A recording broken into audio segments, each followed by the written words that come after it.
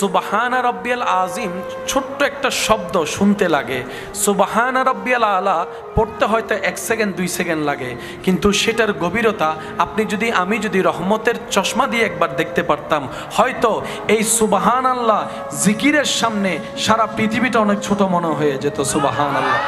নামাজ এমন একটা অলৌকিক ইবাদত, বর্তমান বিজ্ঞান এই নামাজ নিয়ে যখন গবেষণা করে ওনারা দেখে বলে এই নামাজের সাথে যারা বন্ধুত্ব রাখতে পারে, নামাজকে যারা আপন করে নিয়ে চলতে পারে, সে সমস্ত ব্যক্তিদের শরীরে রোগের মাত্রা কমে যায়। সুবহানাল্লাহ। তাদের ব্রেনের শক্তি বেড়ে যায়। সুবহানাল্লাহ। তাদের হার্ট ভালো থাকে, তাদের শরীরের জয়েন্টগুলো ভালো থাকে যাদের সাথে নামাজের সম্পর্ক থাকে। ওই যে রব্বুল আলামিন বলেছে ইন্নাস সালাতা তানহা আনিল ফাহশায়ে ওয়াল মুনকার। তাই রবের কাছে সবসময় ফরিয়াদ করবেন, আল্লাহ নামাজ তো আমরা পড়তেও জানি না, আমরা শুধু অঙ্গভঙ্গিটা করতে জানি, তাও সঠিকভাবে আমরা কেউ করতে জানি না। আল্লাহ গো, তোমার কাছে ভিক্ষা চাই, এই নামাজের ভিতরে তুমি যত ধরনের নিয়ামত দিয়েছো ওই নিয়ামতের বৃষ্টিগুলো একটু আমার উপর বর্ষণ করে দাও। সুবহানাল্লাহ। আল্লাহ আমিও তোমার প্রিয় বান্দার লিস্টিতে নাম লেখাতে চাই। আল্লাহ আমিও ইজ্জতের জীবন চাই, আমিও কবরকে আলোকিত দেখতে চাই। তোমার দয়া ছাড়া তো কিচ্ছুই সম্ভব না। আল্লাহ আমি চেষ্টা করছি তোমার ইবাদত করার, আমি যেভাবে ইবাদত করলে তুমি খুশি হবা, আমাকে তুমি দয়া করে নিজ গুণে সেভাবে ইবাদত করার সুযোগ করে দাও। সুবহানাল্লাহ। এদিকে আপনার চেষ্টা চলবে, এদিকে আপনার দোয়া চলবে। দুই চেষ্টা যখন এক জায়গায় হবে, রবের যেদিন পছন্দ হবে আপনার ডাক, সেদিন রব্বুল আলামিন নিজেই দেখবেন আপনাকে গায়েবে ভাবে এমনভাবে সাহায্য করা শুরু করছে, যেই বান্দা ফজরে অ্যালার্ম দিয়ে ঘুম থেকে উঠতে পারে নাই, আল্লাহর দয়া যখন হয়ে যায় তখন দেখবেন আজান দেওয়ার আগে মুয়াজ্জিন ওই বান্দার চোখটা অটোমেটিক খুলে যায়। বলেন সুবহানাল্লাহ। বান্দা তোমার যদি ঘুরতে মন চায়, ব্যস্ততার ভিতরে কোথাও ঘুরতে যেতে মন চাই, তোমার ঘোরার জন্য, দেখার শান্তি পাওয়ার জন্য আমি রব্বুল আলামিন বান্দরবনে সুন্দর সুন্দর পাহাড় বসিয়ে দিয়েছি। তোমার যদি পাহাড় দেখতে ভালো না লাগে, পানি দেখতে ভালো লাগে, যাও কক্সবাজার সাজিয়ে দিয়েছি। বান্দা তুমি যদি মেঘ ধরতে চাও, পাহাড়ও ওই রকম উঁচু করে দিয়েছি যেন তুমি মেঘটা ধরে শান্তি পাও। তবে শর্ত একটা, চোখকে শান্তি করিও না, রুকেও একটু শান্তি করো। আল্লাহ কিভাবে করব?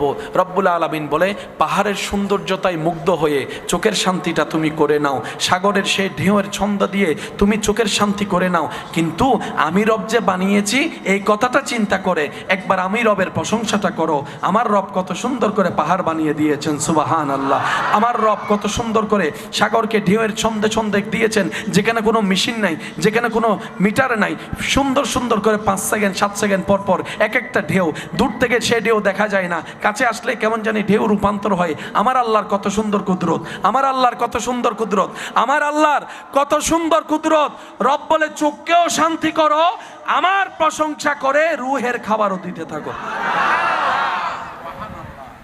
নিজেকে একবার প্রশ্ন করি, এই দেখা দেখি ঘুরাঘুরির ভিতর আমরা এতদিন কিসের শান্তি করছি? সত্যি যেটা সেটা বলেন। রুহের শান্তি করতে পারি, কারণ রবের প্রশংসা করার কথা মনেই নাই। দোষকার এই আওয়াজই বেসড় গিয়ে আওয়াজ দেন, দোষকার আমাদের, দোষকার ব্যর্থতাকার, কমতিকার আমাদের। আমাদের ভুলের কারণে আমরাই নিজের পায়ে কুড়াল। আবার এদিকে ভাবনি আমাদের মতো চালাক আর কেউ নাই। সত্যি না মিথ্যা আপনারাই বলেন?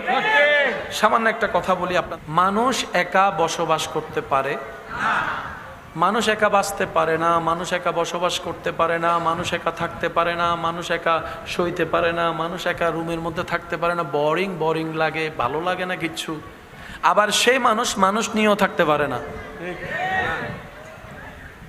ঘরও জামিলা, বাইরেও জামিলা, দোকানেও জামিলা, রুমের ভিতরেও জামিলা, বউয়ের সাথেও জামিলা, জামাইয়ের সাথেও জামিলা, নিজের রক্তের ভাইয়ের সাথেও জামিলা, বোনের সাথেও জামিলা। একটু জোরে বলেন। বড়র সাথেও জামিলা, ছোটর সাথেও জামিলা। এদিকে আমরা বলি মানুষ একা বাঁচতে পারে না, মানুষ সামাজিক জীব, একা বাঁচতে পারে না। আবার সে মানুষ সবাইকে নিয়ে থাকতেও পারে না। আমরা যে আসলে কি চাই আমরা নিজেরাও জানি না। কি পাইলে খুশি, কি পাইলে শান্তি, আমরা এটাও বুঝতে পারি না।